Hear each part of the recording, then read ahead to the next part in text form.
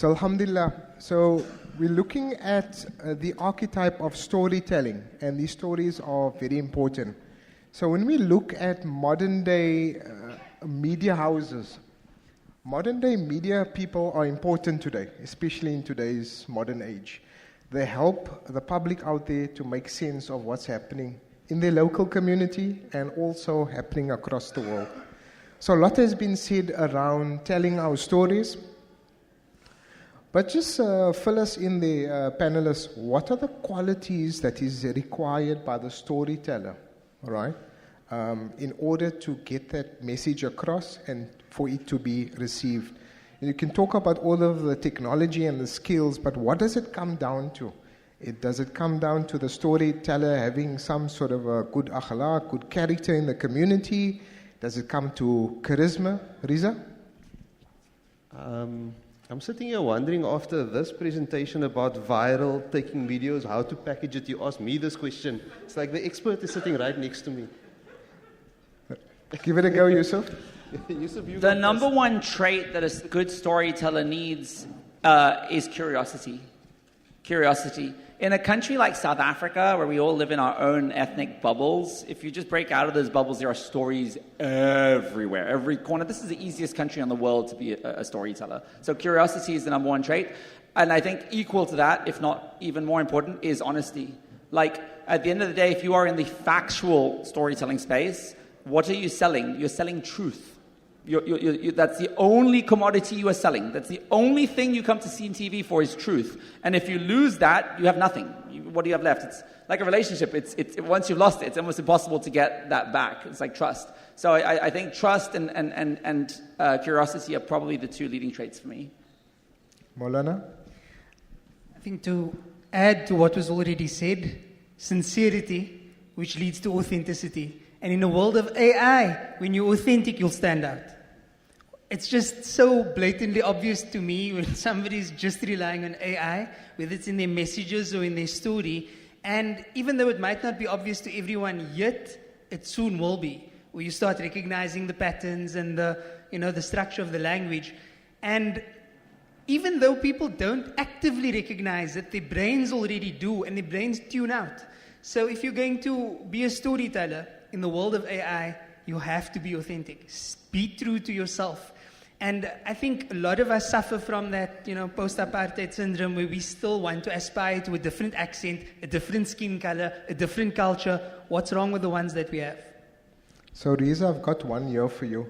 There's many gaps out there, and maybe technology, tech, ICT can address some of these. So, where there is perhaps a skills deficit, where we have a community or an organization or someone out there or an NGO, how can we enable them, representing a mass that's perhaps voiceless, without a voice? What does that look like? Yeah, I think it's a good question, right? I don't think there's a shortage of technology. I don't think there's a shortage of access. So just today we saw various platforms in the edtech space, for example. One of the speakers spoke about fees must fall. And the interpretation of fees must fall is providing the content for free, right? So I think there is no shortage of technology out there. I think there needs to be stronger adoption and utilization. So even in the talk that I gave around unity, even if you think about, very often the best technology isn't the one that wins. It's the one that gets used the most. So if we think about whatever problem we have, there's probably a use case and there's a technology that can solve it. We need to put our efforts behind that. And when I talk about unity, it means, if it's, for example, educating those who haven't had the opportunity or providing, skills that they never had before, what is the right edtech platform, supporting that, creating the adoption and utilization, and in that you'll solve the problem. So Yusuf, here's one for you. There seems to be a tension that's always there. There's a tension with using the power of digital media and the challenges that we do face in terms of censorship, misinformation, and shallow consumption. So how do we navigate this, Myrid, in terms of having content out there and news that's out there that's engaged with our audience, but not also falling into a trap of creating sensational content there, just for the sake of churning out and keeping up with the content cycle? Yeah, it's really, really hard to make people care about... What? I'm good, yeah. It's really hard to make people care about important stuff, right? Like, you have a social media feed with something crazy that Kanye West has said and a funny cat video, and then we want to make you care about Gaza or Sudan or, one of these topics. It's hard, and it's only going to be infinitely harder with generative AI that is going to, be a floodgate of information on our feeds that is so much more entertaining, sexy, funny, that, it's really hard for reality to compete with that. So, in my opinion, the unfortunate reality is you almost need to... It's like an inverted pyramid, where up the top, you need very short, sharp, entertaining, accessible content, and then you bring people down a funnel, like a marketing funnel. So maybe I'll grab your attention with a 30-second or a 15-second or something relatively frivolous, and then you'll join us for the 30-second, and then the minute, and then the 3-minute explainer, and then the 10-minute documentary. And I mean, that's really like how we've approached Palestine, right? We will not necessarily make you engage with the Palestinian through the perspective of sorrow or misery. We might just show you a cool Palestinian dish, right? And you might approach it from the position of awe and inspiration. And then you'll learn, and that's kind of like the experience in Palestinian culture bit, and then we'll engage you with a piece for your, so it's almost like you tap into the heart first, and then the second bit is your brain. I might then talk to you about the occupation, the Nakba, the history, but you can't talk to them about that kind of stuff if they don't even recognize them as a fellow human being up top. And then you might come and watch one of our 1-hour documentaries, right, where you see the lived experience of somebody living 2 years through a genocide. So for me, it's a funnel, and yeah, people will judge some of the stuff as being frivolous or sensational. As long as it's factually accurate, I'm here for it. Maulana Irshaad Sedick, your Irshaad Academy YouTube platform was taken down recently. It's been in existence since maybe the last 5 years. You've used it to transmit sacred knowledge, and also you have approached this with some level of excellence in terms of how you produce content, setting up your studio, and so on. And just tell us a little bit what the journey has been like. You know what, here at Ummah, we do use conventional media, radio stations and TV and the like, to get the word across, but we were relying on a Irshaad Academy in Studio One with some of our speakers. So just tell us a little bit more about what your journey has been like, and we'd really like to honor you for doing a series of media engagements to raise this flag around the double standards of the West by the Metas, by the Googles, of muting our voices. SubhanAllah, when the channel got taken down, for me, initially I thought I would normally consider this a problem.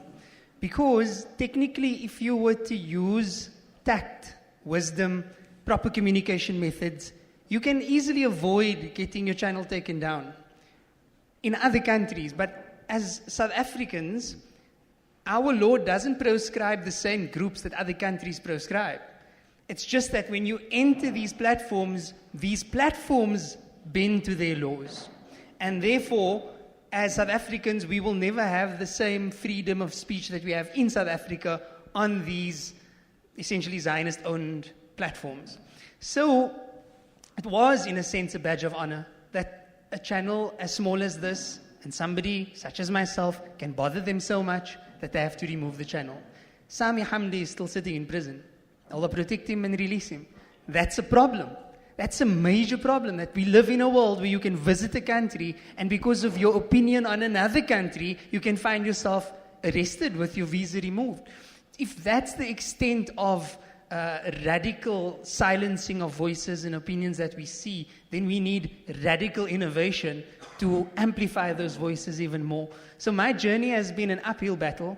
It's a journey of having to convince people that this is a good idea, that scholars actually belong in the online digital media space in the first place, that this is a worthwhile investment, and that it's an inevitability we cannot escape as Islamic scholars, that our audiences and our congregations are more and more on their screens, in fact, exponentially more on their screens than they are in front of us in the masajid. So that was an uphill battle, the expenses, those things. And the reason why we went for the studio version of things is that it wasn't just about Irshaad Sedick and my voice and putting that out there. That's personal branding. But I really would love to see our wonderful expression of South African Islam that's praised by scholars around the world as such a balanced and beautiful expression thereof. I'd love to see more of that leading the way in the digital media space. And for us to have our resources like Yaqeen and OnePath, but it requires like-minded people to see it as importantly as I do, or to make it a priority like perhaps the people in this room would. So inshallah, Ummah Tech and our community of seed funders, venture capitalists and the like, we'll be building things so we can have sovereignty over the... Yusuf, you want to weigh in on this? I just want to, like, on this point, I'm devastated by what happened to your platform. And I'm now seeing around the world Muslims that are raising funds to try and build their own TikToks and their own Instagrams. And I don't think that's the solution. Because I think, one, we're a decade behind. And even if we succeed, what do we succeed in doing? We succeed in creating an echo chamber where we're now talking to ourselves about Palestine. What I would like to see is your content that got shut down be copy left, not copy right. So all of us are publishing his content. And maybe we're doing it in our own unique ways. So even if they shut down your channel, they can't shut down all of us. There we go. I think we can go on for another half an hour there, but we have to respect our audience.